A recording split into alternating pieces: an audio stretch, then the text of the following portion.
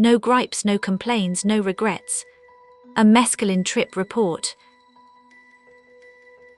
Having gotten my hands on a small amount of 3, 4, 5-trimethoxybenzaldehyde, I set upon the difficult task of synthesizing mescaline, which as it turns out was not all that difficult. I reached the phenethylamine product by way of the nitrostyrene. Leminger's procedure entails the use of zinc powder and conch, hydrochloric acid to reduce the nitrostyrene at a low temperature, and works very well for 3, 4, 5-trimethoxynitrostyrene. I made sure to keep the temperature between 515 deg C for the entire reaction length, which was approximately 6 HRS. Leminger says to go for a longer reaction time, but there was no more nitrostyrene left after 6 HRS. Of course, this was visually noted because the nitrostyrene is insoluble in cold et O or MeOH, and will disappear as it is converted to the highly soluble amine hydrochloride salt.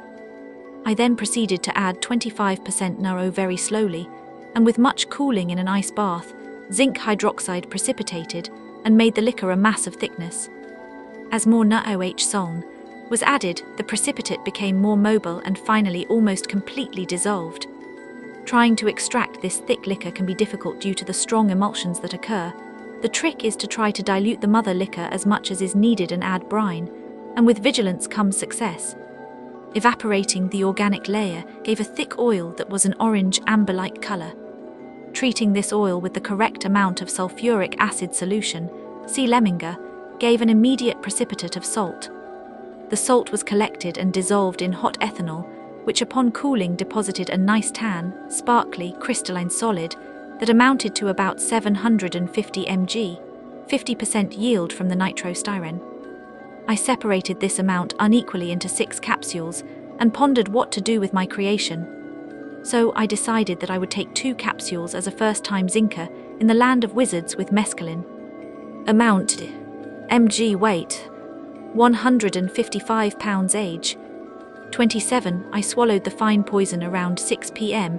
and stared down the clock. Why do I always feel like such a douchebag when I consume items that cause acute mental phenomena to occur? I think I am guilty of the fact that I have a weakness that society deplores. But it is one I cannot give up just yet. So close your eyes and brush the worrisome voice from thy shoulder. Attend the matter at hand. The first hour went by with my perception unchanged, though I could be somewhat certain that a light, uplifting feeling began to make itself known at the tail end of that first hour. By the middle of the second hour, this lightening of the mind and bodily calmness was very evident but was not strong. At the beginning of the second hour to the third hour, some new experiences became apparent to me. Every breath that I took felt as though I were really breathing, as though I was not just a puppet to the automaton machinery that is housed inside my body. With my eyes closed, there was more perceived depth to the darkness, with different tones of soft colors but no visions. Looking in the mirror, I noticed that my eyes were slightly dilated and a bit red from being dried the mucous membrane somewhat, but significantly less than that caused by taking 2 capsules of Benadryl. Going into the fourth hour, some movement in the visual field became more pronounced, but was only about the same as if I had twirled around really fast a few times. This material has a good energy push at this level, and there was a bit of clenchy in me jaws. I am not a big conversationalist, but once I started talking to my mother on the phone, I did not want to stop. A wide range of topics to talk about seemed to come naturally, and I found each had a significance of its own to me. I found that whatever I was talking about was not merely a display of sound and words. Each thing forced me into emotional involvement, whether it was strong fear or wonderful happiness.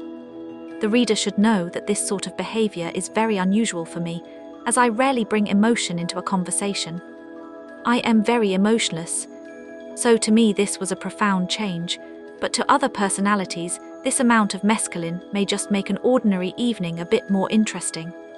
But not much. I was at cruising level from the 5-hour mark to baseline, which is well past 8 hours.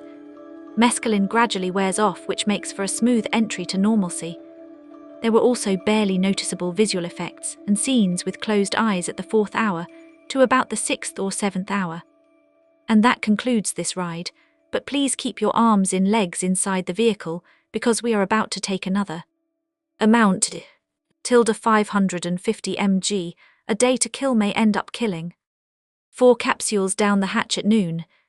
For the first hour I ran some errands, got an oil change and mailed some packages, and I felt nothing in the way of effects. I decided to go for a run around a nearby college campus and through a park and outdoor recreation center. Wow, I did not get the least bit tired after running about 45 min straight over hilly terrain. I could have just kept going and going without fatigue, but I stopped along the way at a nearby stream that looked as though in a few years it could be tagged as a filthy waterway. I picked up some stones and skipped them on the water, trying to note what somatic or mental changes were developing. None so far. There was a bit of thoughtful querying on my part, probably due to the fact of anticipation.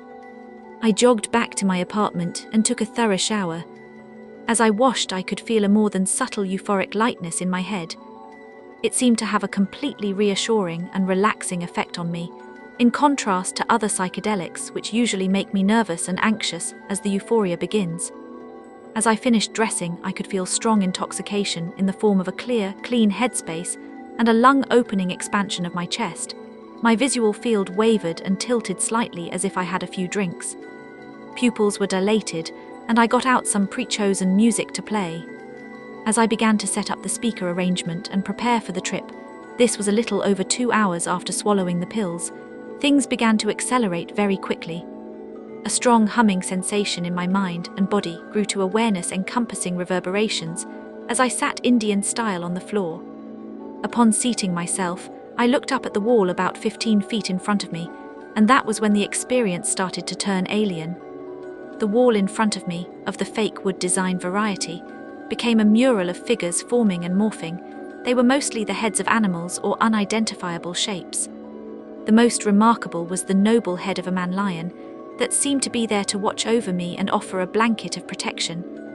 Upon shooting headfirst into this transformation of my world, there was always with me a grounded sense of what was going on and who I was. Though I am not terribly familiar with the phenethylamines, I have read that this is characteristic of them. Only very briefly was there that reality ego loss that usually occurs with tryptamines, though this was only during the first couple of minutes of the commune. The commune happened very suddenly for me, with a little somatic warning about 15 minutes before it hit. I stood up and shook my head, and this reality ego loss sensation gave way to more familiar sensations. The ride was remarkably smooth. Never was there the feeling of being on a runaway train. I could slow down or speed up as needed by pure mental control. For most of the trip I sat at my desk with my head down and my eyes closed, reliving many memories. This is truly a heaven and hell drug, in that in one instance I felt like I was the living epitome of strength, determination, admiration, etc. And in the next instance I might feel like I was the muck that flows on the bottom of a city sewer, from near hysterical happiness with the world to near frightening sadness. The enduring quality of mescaline is its ability for me to see through subtleness and into the true meaning of things. As memory after memory was drawn through my synapses, I could instantly see what was really meant by this remark or that, this gesture or that, this facial expression or that. As for visuals, they were not of DMT flash clarity or complexity, but with eyes closed they were fairly incredible to say the least. Constantly on the move, evolving, colourful, eclectic, organic, otherworldly are all words that describe them. The ride down was very gradual with no hangover. And that concludes the ride. I plan on taking 1 gram of mescaline sometime in the near future. At this dosage level, I anticipate that reality ego loss to be complete and well out of my control, with a spectrum of experience approaching that of a strong ayahuasca journey.